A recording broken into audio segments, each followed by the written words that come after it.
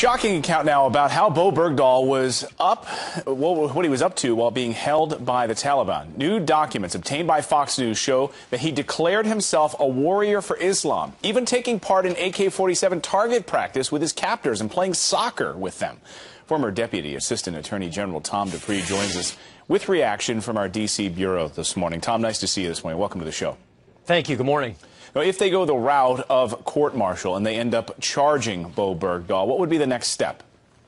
Well, I think what they could do is they could bring charges against him on a number of things. I think the obvious one would be desertion, abandonment of his post, putting his fellow soldiers in danger through his conduct. I think right now they're in a position where they're trying to gather the facts, gather the intelligence, find out exactly what happened and how he came to become in the Taliban's custody. Arguably, these are things that they should have been looking at long before we ever dreamed of doing this prisoner swap, but it's on the table now, and as you noted, every day more questions, new questions, disturbing questions are emerging. What sort of a sentence would he be looking at if they do find him guilty of this? Some are saying, look, he's served 5 years in captivity with the Taliban. That's enough punishment. Others are saying that's not enough. What do you say?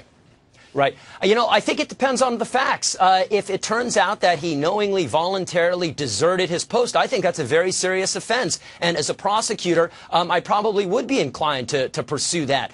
If it turns out that the circumstances were different and that there was no willful, deliberate desertion or dereliction of duty, then maybe you could take into account that, in a sense, he's already served time by being in the Taliban's custody. But I think it's a difficult question. And at this point, I'm not sure we've gotten the full facts from the administration. And now we're starting to hear the truth start to leak out from people who served with him or who have other inside information as to what exactly happened that night. Weren't there multiple investigations already conducted on him as to why he may have deserted or not deserted? And wouldn't it be possible that we already have all this information anyway?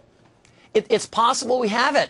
You know, the administration has not exactly been forthcoming with the facts. I think that the facts as they originally posited them were that this guy was going to be a returning war hero. He'd be showered with garlands and the like. And, well, it turns out reality doesn't quite match that picture. He doesn't appear to be a war hero, and there have been very serious questions raised about exactly what was going on. I mean, how difficult is it, though, to prove that he was a deserter or that he was somehow aligned with them? Because I mean, none of us have been in this position before, but imagine trying to survive under these conditions, to try to pretend to be friends with them. Are those some of the questions on the table at this hour?